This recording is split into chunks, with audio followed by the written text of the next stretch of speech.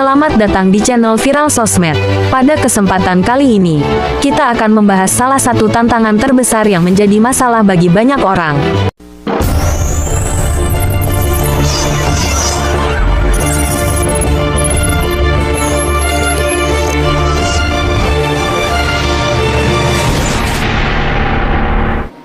Rasa malu dan kurangnya rasa percaya diri. Sifat ini yang sering kali dianggap sebagai penghambat.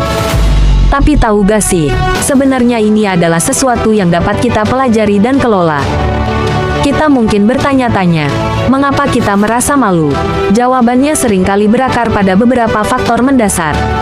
Pertama, adanya standar kesempurnaan yang terlalu tinggi pada diri sendiri, di mana setiap kesalahan dianggap sebagai kegagalan besar. Kedua, kurangnya interaksi sosial yang mengakibatkan kita tidak terbiasa menghadapi situasi baru. Dan ketiga, adanya trauma dari pengalaman kegagalan di masa lalu yang membuat kita ragu untuk melangkah. Namun, perlu dipahami bahwa rasa malu bukanlah takdir, melainkan sebuah kondisi yang dapat diatasi. Pilar pertama, menerima diri sendiri dan menemukan potensi. Langkah pertama dalam perjalanan menuju kepercayaan diri adalah menerima diri sendiri seutuhnya. Ini bukan berarti kita harus pasrah dengan segala kekurangan, melainkan menyadari bahwa setiap individu memiliki keunikan. Alih-alih berfokus pada apa yang tidak kita miliki, mari kita alihkan perhatian pada kekuatan dan potensi yang ada dalam diri kita. Pahami bahwa setiap orang memiliki kelebihan dan kekurangan.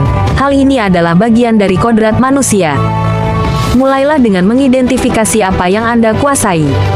Bisa jadi itu adalah kemampuan berbicara di depan umum, keahlian dalam menulis, atau bahkan kemampuan mendengarkan yang baik. Dengan mengakui dan mengembangkan kelebihan ini, Anda tidak hanya meningkatkan rasa percaya diri, tapi juga membangun fondasi yang kokoh untuk pertumbuhan pribadi. Hindari kebiasaan membandingkan diri dengan orang lain, karena hal ini hanya akan memicu perasaan tidak aman. Pilar kedua, mengubah pola pikir dan mengelola diri. Rasa malu seringkali berawal dari pola pikir negatif yang terus-menerus. Saya tidak akan berhasil, atau mereka pasti menilai saya, adalah contoh-contoh pemikiran yang menghambat. Untuk mengatasi hal ini, kita harus menjadi manajer bagi pikiran kita sendiri. Latihlah diri untuk mengganti pikiran negatif dengan afirmasi yang positif dan realistis. Contohnya, alih-alih berkata, "Saya pasti gagal dalam presentasi ini," ubahlah menjadi, "Saya telah mempersiapkan diri dengan baik, dan saya akan melakukan yang terbaik." Proses ini memerlukan konsistensi. Tetapi seiring waktu, Anda akan melihat perubahan signifikan dalam cara Anda memandang diri sendiri dan dunia di sekitar Anda. Penting juga untuk memaafkan diri sendiri atas setiap kesalahan yang terjadi. Setiap kekeliruan adalah kesempatan untuk belajar, bukan alasan untuk menyerah. Pilar ketiga, membangun koneksi sosial dan menerima lingkungan positif. Interaksi sosial adalah keterampilan, dan seperti keterampilan lainnya, ia dapat diasah. Mulailah dari langkah-langkah kecil. Anda bisa mencoba tersenyum pada orang asing, memulai percakapan singkat dengan teman kerja, atau aktif berpartisipasi dalam pertemuan. Setiap interaksi yang berhasil, sekecil apapun, akan membangun momentum positif dan mengurangi kecemasan sosial. Selain itu, selektivitas dalam memilih lingkungan sangatlah krusial. Jauhi lingkungan atau individu yang cenderung merendahkan atau mengkritik tanpa membangun. Sebaliknya, carilah teman atau komunitas yang suportif, yang dapat menerima Anda apa adanya, dan yang dapat memberikan kritik membangun demi kemajuan Anda. Lingkungan yang positif berfungsi sebagai katalisator untuk pertumbuhan dan keberanian. Penutup, menerima proses dan berani mengambil risiko.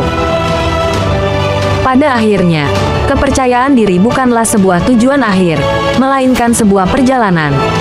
Ia dibangun melalui akumulasi pengalaman, baik itu keberhasilan maupun kegagalan. Rasa malu adalah bagian dari pengalaman manusia, dan yang membedakan adalah bagaimana kita meresponsnya. Jangan takut untuk keluar dari zona nyaman Anda dan mengambil risiko yang diperhitungkan. Setiap langkah kecil yang Anda ambil akan menambah keberanian, dan seiring waktu, Anda akan menyadari bahwa ketakutan terbesar hanyalah ilusi yang diciptakan oleh pikiran kita sendiri. Jika Anda merasa konten ini bermanfaat, silakan bagikan kepada mereka yang membutuhkan. Sampai jumpa di video berfaedah berikutnya.